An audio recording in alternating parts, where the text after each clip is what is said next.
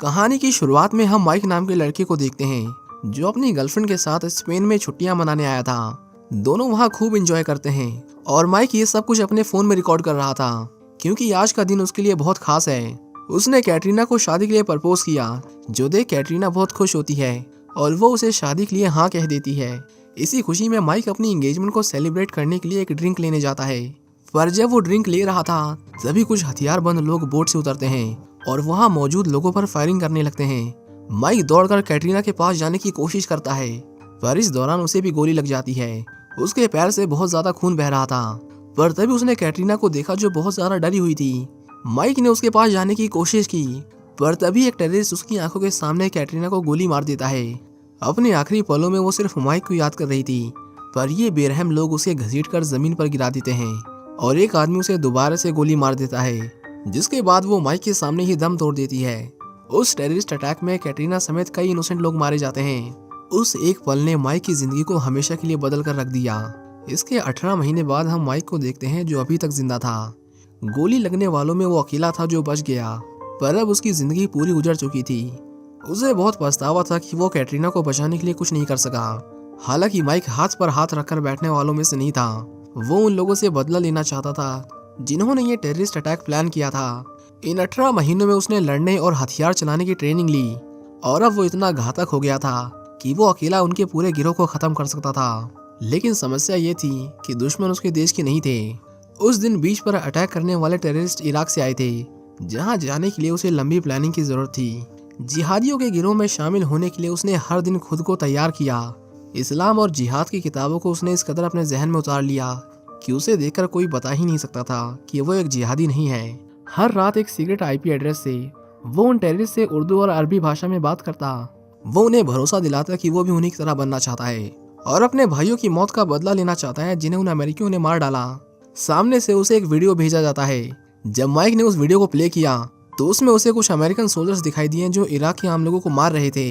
इसी वीडियो का इस्तेमाल करके उनका लीडर अल मसूर नए टेररिस्ट को अपने गिरोह में शामिल करता था और ये वही आदमी था जिसने कैटरीना पर आखिरी गोली चलाई थी। महीनों तक उनसे बात करने के बाद आखिरकार उसे उनसे मिलने का मौका मिल ही गया। माइक चुपचाप उनके ऑर्डर्स को फॉलो करते हुए लीबिया में आता है, जहां उसे कुछ लोग मिले जो उसे एक और आदमी के पास लेकर जाते हैं। उन्होंने उसका चश्मा और बैग उतरवाया और उसकी अच्छे से जांच की ताकि ये पक्का किया जा सके कि वो कोई जासूस तो नहीं। इसके बाद उस पर काला कपड़ा डालकर उसे अल मशहूर के सामने पेश किया जाता है। उसे देखते ही माइक की आंखों के सामने वो मंजर आ गया जब उसने उसकी मंगेतर को मारा था। अल मसूर उससे इस्लाम के बारे में ऐसे ऐसे सवाल पूछता है जो सिर्फ एक सच्चे मुसलमान को ही पता होते, पर माइक उसके हर सवाल का बिल्कुल सही जवाब देता है।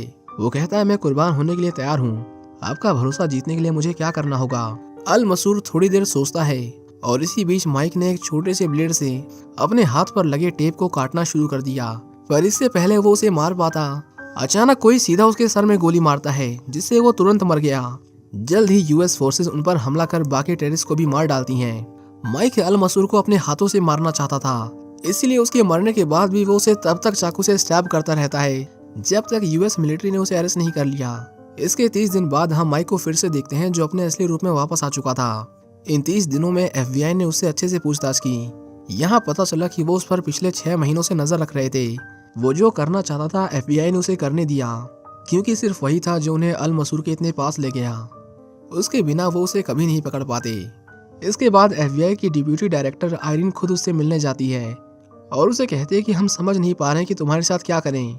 बहुत से लोग चाहते हैं कि तुमने जो किया उसके लिए हम तुम्हें जेल में डाल दें, पर मैं तुम्हारी मदद कर सकती हूँ अगर तुम हमारा साथ दो तो।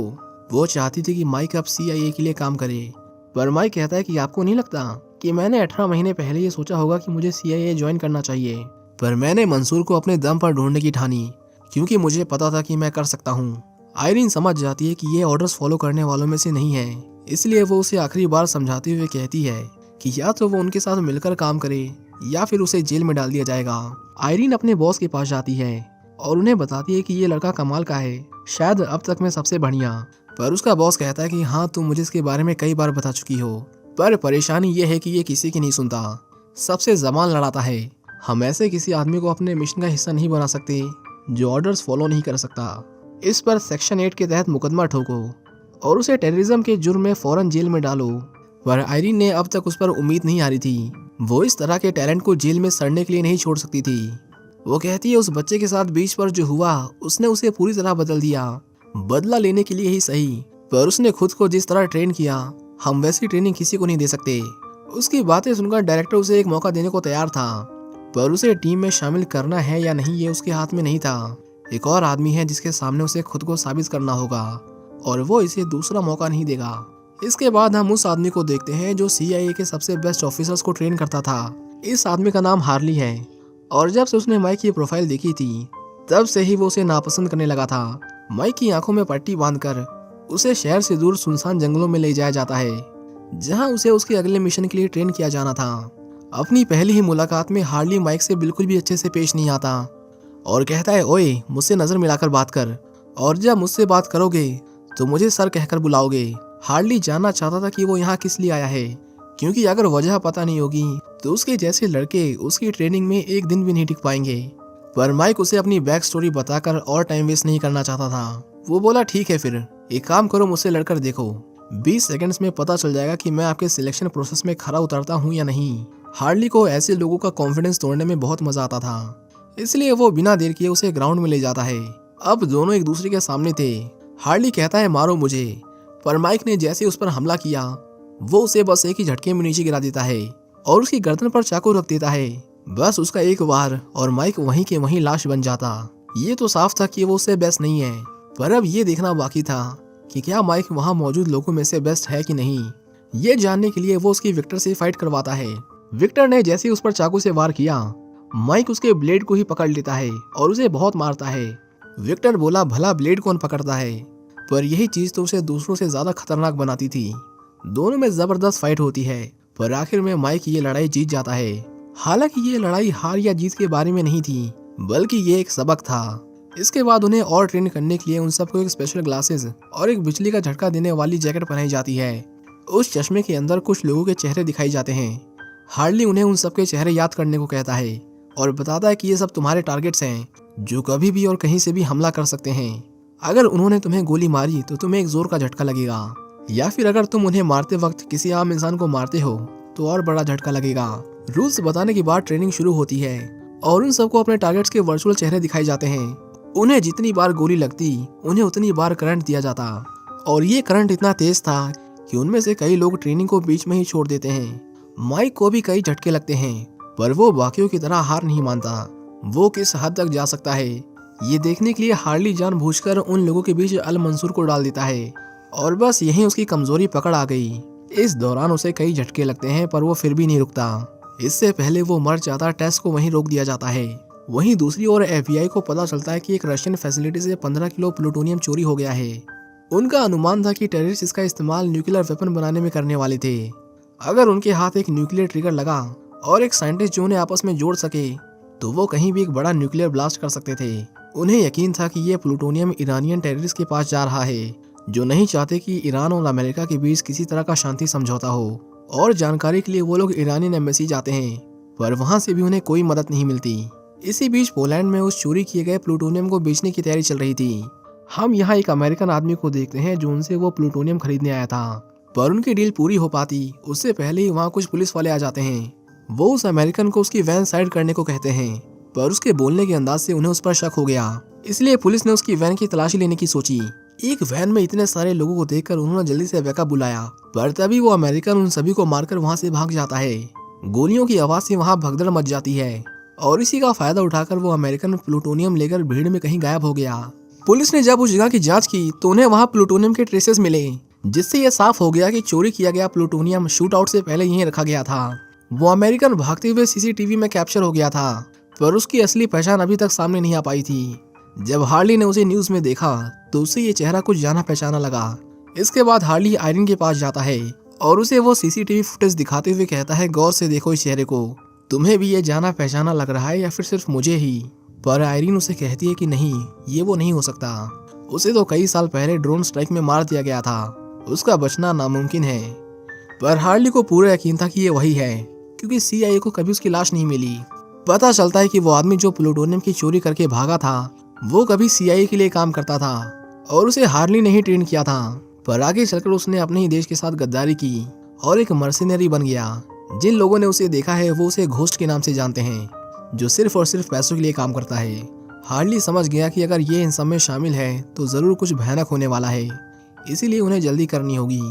आयरिन को पता चला कि इस्तानबुल के एक आर्म्स डीलर ने कुछ दिन पहले ही रशिया से एक न्यूक्लियर ट्रिगर खरीदा है। ये कोई इत्तेफाक नहीं हो सकता, जरूर वो इसे घोस्ट को बेचने वाला था। इसके बाद हार्ली माइक के पास जाता है, क्योंकि उसे उसका एक आखिरी सबक सिखाना अभी बाकी था। वो जानबूझकर उसके सामने कैटरीना की वो वीडियो प्ले कर देता है, जो उस दिन माइक ने अपने फोन से रिकॉर्ड की थी। माइक ने उसे वीडियो बंद करने को कहा, पर हार्ली और वॉल्यूम बढ़ा देता है, जिससे माइक का गुस्सा ट्रिगर हो गया और वो हार्ली पर टूट पड़ा। पर हार्ली केबल से उसकी गर्दन जकड़ लेता है और कहता है कि तुमने बहुत बड़ी गलती की। तुम्हारे इमोशंस तुम्हारे फैसलों के बीच आते हैं। आइंदा कभी इमोशंस को पर्सनल मत होने देना, वरना जान से हाथ धो बैठोगे। माइक उसकी बात को अच्छे से समझ जाता है, जिसके बाद उसे भी मिशन का हिस्सा बना लिया गया। अगले दिन वो तीनों इस्तानबुल जाते हैं, जहाँ उन्हें अनिका नाम की एक और CIA एजेंट मिली, जो इस मिशन में उनका साथ देने वाली थी। वो उस आर्म्स डीलर का पीछा करते हैं और देखते हैं कि वो होटल में जाने से पहले किसी से बात कर रहा था। हार्ली उन्हें इंतजार करने को कहता है, पर माइक उसके ऑर्डर्स को फॉलो नहीं करता और बड़ी चालाकी से उस दूसरे आदमी का फोन चोरी कर लेता है। जब उन्होंने उसे हैक किया तो पता चला कि कल एक रेस्टोरेंट में वो आर्म्स डीलर किसी को वो न्यूक्लियर ट्रिगर देने वाला था। अब उनका मिशन आसान था, टारगेट को खत्म करो और पैकेज को हथिया लो। अगले दिन वो उस रेस्टोरेंट के बाहर बैठकर उस आर्म डीलर्स के आने का इंतजार करते हैं, लेकिन जब वो आया तो उन्होंने देखा कि उसके साथ मिलिट्री के कुछ लोग भी थे। उन्हें हटाए बिना वो इस मिशन को अंजाम नहीं दे सकते थे। जिसके बाद चार्ली चुपके से उनमें से एक को धर दबोचता है और उसे कहता है कि अपने साथियों को बताओ कि यहाँ से कुछ दूर एक बॉम्ब ब्लास्ट हुआ है। उसने वैसा ही किया, जिसके बाद वहाँ तैनात सारे ऑफिसर उसकी बताई हुई लोकेशन पर चले जाते हैं। रास्ता साफ होने के बाद विक्टर, जो इस मिशन को लीड कर रहा था, सबसे पहले रेस्टोरेंट के अंदर जाता है। उसके पीछे पीछे माइक भी अंदर जाता है। यही हम घोस्ट को देखते हैं, जो उस आर्म्स डीलर से वो न्यूक्लियर ट्रिगर लेने आया था। वो बात कर ही रहते कि तभी उसकी नजर विक्टर पर पड़ी, जिसके बाद उसने बिना देर किए एक चाकू उठाया और उसे विक्टर को स्टैब कर दिया। सब इतना जल्दी हुआ कि माइक को कुछ सोचने का मौका ही नहीं मिला।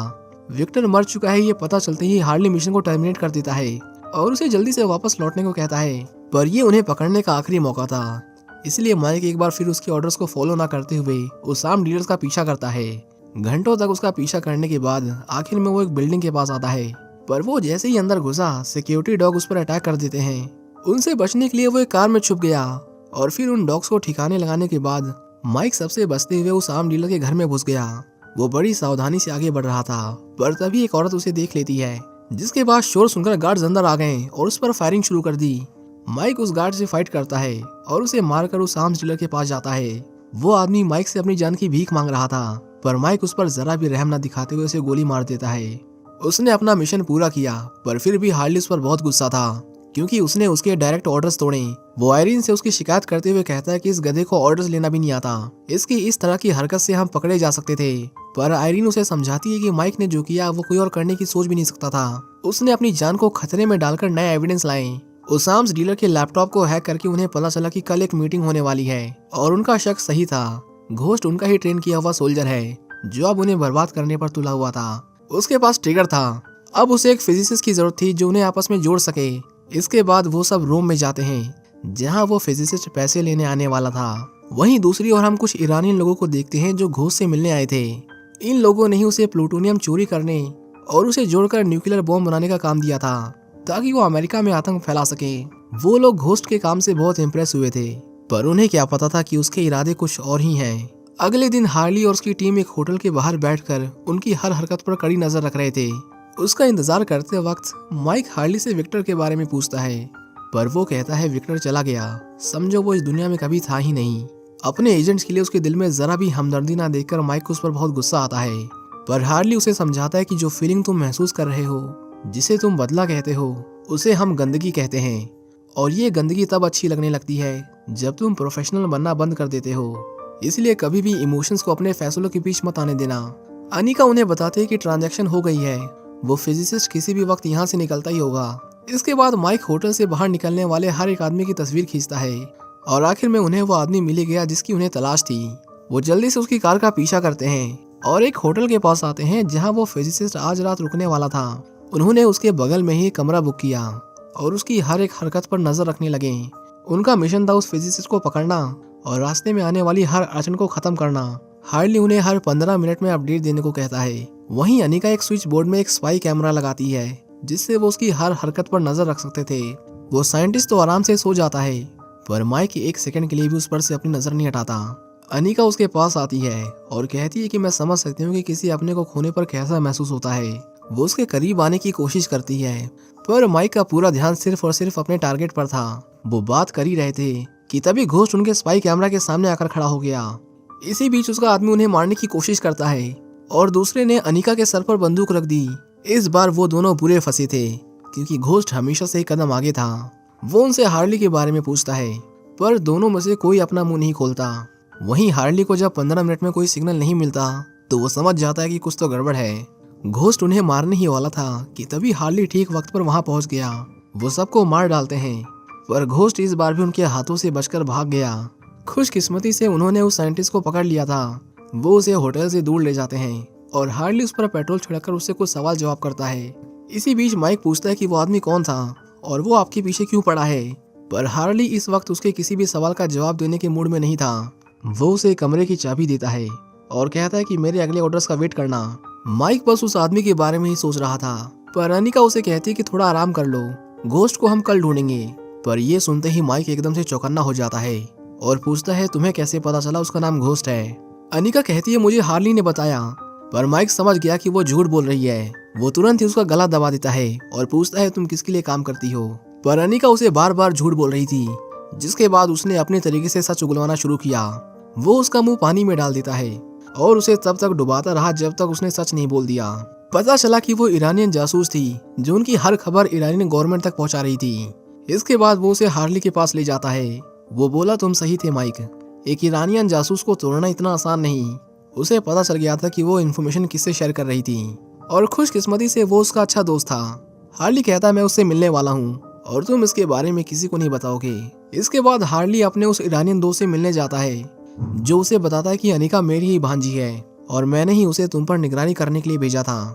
हालांकि वो उनके खिलाफ नहीं था, वो बस जानना चाहता था कि CIA क्या कर रही है। हार्ली को पता चला कि इन सब के पीछे जनरल रुस्तमी और उनके डिफेंस मिनिस्टर बहरूज का हाथ है क्योंकि ये लोग ईरान और अमेरिका के बीच हुई न्यूक्लियर ट्रीटी से बिल्कुल भी खुश नहीं है और उन्होंने ही उस अमेरिकन मर्सिनरी को चुना है।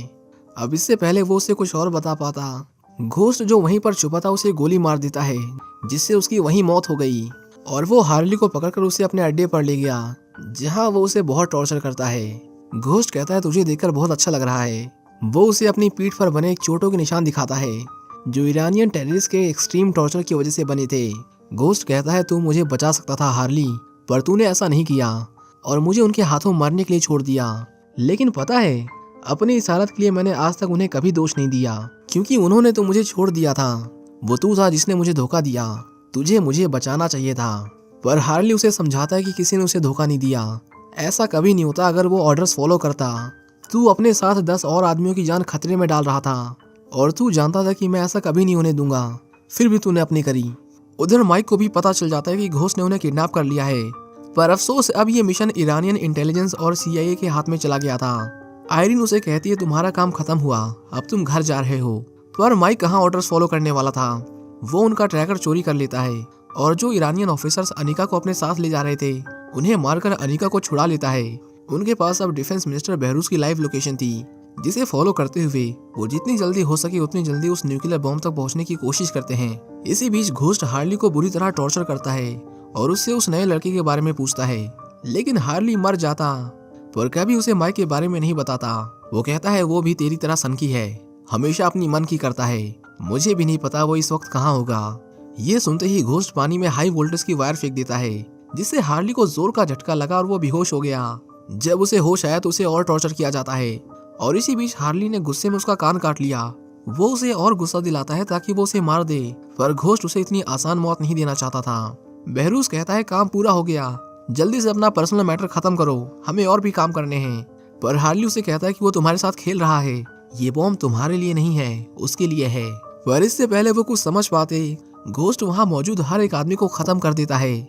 उसने जल्दी से बॉम्ब का काउंटडाउन शुरू कर दिया और अगले 19 मिनट में ये न्यूक्लियर बॉम्ब ऐसी जगह पर फटने वाला था जिस जगह से उसे सबसे ज्यादा नफरत थी। वहीं माइक बहरूज को फॉलो करते हुए उसकी लोकेशन पर पहुंच जाता है जहां उसने देखा कि कुछ लोग सीक्रेटली एक टनल में जा रहे थे। वो बिना देर किए उसके अंदर जाते हैं, पर आगे चलकर उन्हें एक गेट मिलता है जिस पर ताला लगा हुआ था। अनिका आसानी से उसके पार चली जाती है, जिसके बाद उसने उसे आगे बढ़ते रहने को कहा। थोड़ी दूर जाते ही उसे बहरूज मिला जो बुरी तरह घायल था। उसने उसके अंकल को मरवाया था, इसलिए वो भी उसे गुस्से में गोली मार देती है। पर गोली की आवाज सुनते ही घोस्ट एकदम से चौकन्ना हो जाता है और जल्दी से वहां से निकलने लगता है। उधर माइक भी समझ गया कि हालात काबू से बाहर जा चुके हैं, इसलिए वो अपनी कार से सबको उड़ाते हुए सीधा उस टनल के अंदर घुस जाता है। हालांकि जल्द उसकी कार एक गैस पाइपलाइन में फंस गई, जिससे बहुत बड़ा धमाका हुआ और CIA को पता चल गया कि वो लोग कहाँ पर हैं। माइक जल्दी से हार्ली के पास जाता है और उन्हें बचा लेता है, पर हार्ली उसे बताता है कि न्यूक्लियर बॉम्ब उसी के पास है, तुम्हें उसे पकड़ना होगा। माइक बिना देर किए घोस्ट का पीछा करता है, पर थोड़ी दूर चलते ही उसे अनिका दिखाई दी जिसे घोस्ट ने पकड़ लिया था। वो बोला गन नीचे रख दो वरना इसे मार दूंगा, पर वो ऐसा करता उससे पहले ही अनिका सुसाइड कर लेती है। माइक ने उसे पकड़ने की कोशिश की, पर तभी एक और आदमी उसके रास्ते में आ जाता है और जब तक वो उसे ठिकाने लगाता तब तक घोस्ट बहुत दूर जा चुका था। माइक उसका पीछा करता है और देखता है कि वो बोट लेकर भागने की कोशिश कर रहा था, पर वो ऐसा कर पाता उससे पहले ही माइक उसकी बोट पर कूद जाता है। उन दोनों के बीच जबरदस्त फाइट होती है और उनकी बोट भी अपनी फुल स्पीड पर आगे बढ़ रही थी। घोस्ट उसे खत्म करने के लिए एक चाकू निकालता है और कहता है तो इस बॉम्ब को नहीं रोक पाएगा, जिस तरह उस बीच पर अपनी गर्लफ्रेंड को मरने से नहीं रोक पाया। बस ये सुनते ही माइक उस पर पागलों की तरह टूट पड़ा और उसकी इसी कमजोरी का फायदा उठाकर घोस्ट उस पर भारी पड़ने लगता है। इसी बीच हार्ली हेलीकॉप्टर से उसकी बोट का पीछा कर रहा था। पहले तो उसे लगा कि वो समुद्र में मरना चाहता है, पर फिर उसे याद आया कि यहाँ से कुछ किलोमीटर दूर US नेवी का बेस है। वो समझ गया कि घोस्ट अमेरिकन नेवी को उड़ाना चाहता है, जिसके बाद उसने आयरीन को तुरंत उन्हें अलर्ट जारी करने को कहा। वहीं दूसरी ओर घोस्ट जो उसे मारने ही वाला था कहता है कि मुझे लगता है कि हार्ली तुझे ठीक से नहीं सिखा पाया कि कभी भी किसी चीज को पर्सनल मत लो। बस इतना कहकर वो उसे मारने ही वाला था कि तभी माइक ने उसके चाकू का ब्लेड पकड़ लिया और बोला उन्होंने सबसे पहले मुझे यही सिखाया था। और बस इतना कहकर उसने उसी तरह उसकी गर्दन में चाकू घुसा दिया जिस तरह हार्ली ने उसे सिखाया था। घोस्ट मर जाता है और माइक देखता है कि उस बॉम्ब को फटने में सिर्फ 3 मिनट बचे हुए थे, इसलिए जल्दी से वो उस बोट को US नेवी से दूर ले जाने लगा। वहीं हम देखते हैं कि नेवी वाले उसकी बोट को उड़ाने के लिए मिसाइल तैयार करते हैं। आयरीन उन्हें ऐसा करने से मना करती है क्योंकि बोट में माइक भी था, पर अगर वो ऐसा नहीं करते तो बॉम्ब डेटोनेट हो जाता। वहीं हार्ली माइक को रोकने की कोशिश करता है और कहता है माइक बॉम्ब को पानी में फेंक दो, पर माइक उसकी नहीं सुनता। वो बोट को जितनी दूर हो सके उतनी दूर ले जाना चाहता था, फिर चाहे इसमें उसकी जान ही क्यों ना चली जाए। लेकिन हार्ली उसे इन्फॉर्म करता है कि US नेवी अगले 20 सेकंड में उसकी बोट को उड़ाने वाली है, वो ज्यादा दूर नहीं जा पाएगा। जिसके बाद माइक मान जाता है और उस बॉम्ब को पानी में फेंक देता है। एक रस्सी की मदद से उन लोगों ने माइक को ऊपर खींच लिया और नेवी भी उस पर फायर नहीं करती जब उन्हें पता चलता है कि उस बोट में बॉम्ब नहीं है। जल्द ही बॉम्ब डेटोनेट हो गया जिससे समुद्र में हजारों फीट गहरा सिंकहोल बन जाता है। ये धमाका इतना बड़ा था कि समुद्र में ऊंची ऊंची लहरें उठने लगी, जिससे वहाँ सुनामी आ जाती है। हार्ली का हेलीकॉप्टर अपना बैलेंस खोकर क्रैश करने लगता है, पर पायलट ने समय रहते उसे संभाल लिया। वहीं नेवी बेस पर भी समुद्र की लहरें सब कुछ तबाह कर देती हैं, पर खुशकिस्मती से इतने बड़े न्यूक्लियर एक्सप्लोजन में भी किसी की जान नहीं गई। माइक कहता है कि आपको मेरे लिए नहीं आना चाहिए था, पर हार्ली जानता था कि अगर वो ऐसा नहीं करता तो शायद एक और घोस्ट पैदा हो जाता। हालांकि वो मजाक करते हुए कहता है कि इसकी आदत मत डाल लेना बच्चे। इसके बाद हम माइक को देखते हैं जो मिशन पूरा होने के बाद दुबई में छुट्टियां मना रहा था। उधर आयरीन हार्ली से मिलने जाती है जो अभी तक अपनी चोट से रिकवर कर रहा था।